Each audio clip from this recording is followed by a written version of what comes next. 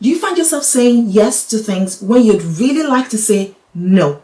Feeling that you have to please everyone can really quickly build your stress levels, often to the point where you resent it. In this video, I will give you tips that can help you reduce your stress levels by saying no.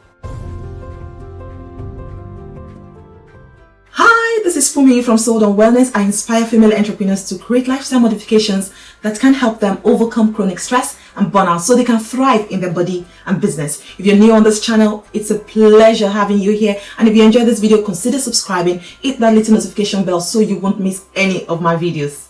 In this video, I gave a tip about learning to say no.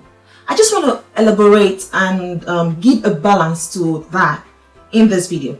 Saying yes when you mean no can be daunting. The next feeling that follows after doing so is the weight you just put on your shoulders. Now let's get this clear.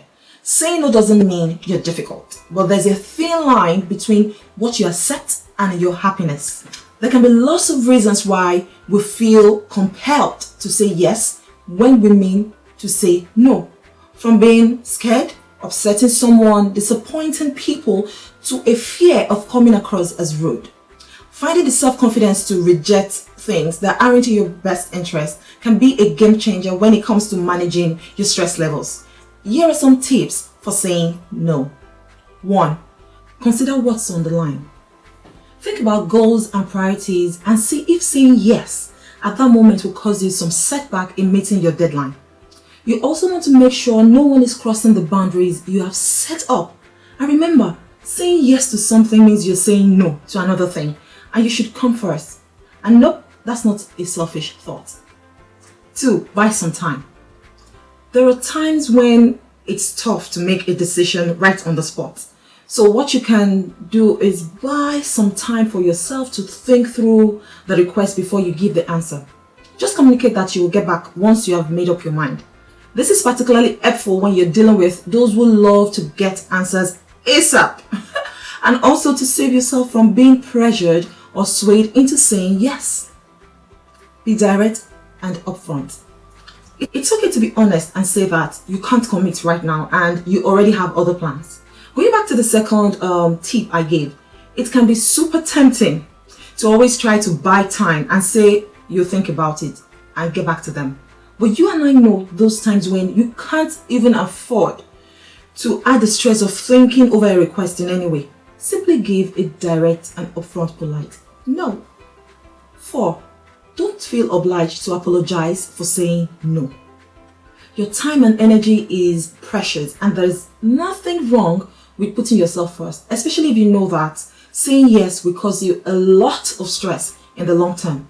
Plus, have you seen anyone being genuinely interested in whatever excuse someone has to give for declining their request? Like, oh my God, oh, you said no, oh darling, oh, thanks for saying no to me.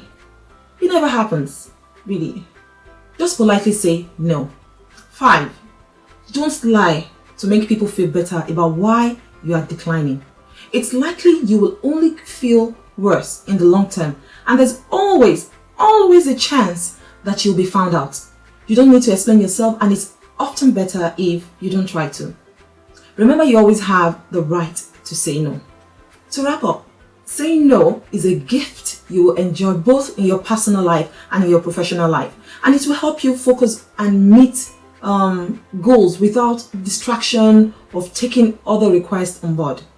Now, with everything that has been said, it's important to note that you can't possibly say no to every request. Sometimes we get a breakthrough while attending to other people's requests. So there's a lot to be said about saying yes and being there for others. The point to take here is, don't say yes when you mean to say no.